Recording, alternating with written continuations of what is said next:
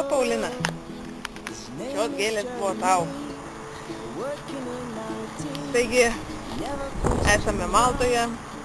Padarysiu trumpą reportažą tau. Savo operatorę kairę ranką.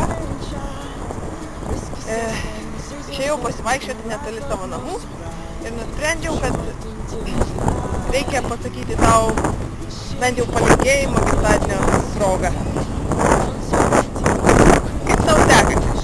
Turbūt atsakei gerai, tikiuosi. Tai va, gera šiandien diena, ne? Kartu su Eurovizija gali švęsti savo gimtadienį ir tikėtis, kad laimės Lietuva tavo gimtadienio progą, arba bent jau Malta. Tai va, tai linkiu tau gražių ir šiltų dienų, taip kaip čia Maltoje mes turime, kaip matai.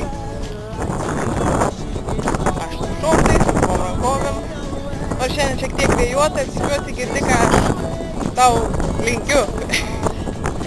Pasilgau mūsų vakarų, kai kambaryje susirašinėjom per Skype, nors esam per metrą. Nu ir šiaip, kai perkam kokio dilaito, tavęs paprašo dar ir pažymėjimo. Tikiuosi greitų metų jau nebepaprašys to pažymėjimo. Tu eini vis senyn. Taigi linkiu tau tų šiltų dienų. O matai, prie palmių.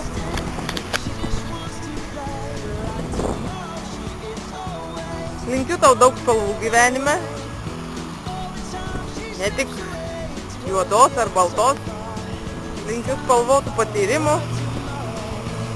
Linkiu daug draugų, kurie visada tave suprastų, kad ir ką bedarytum.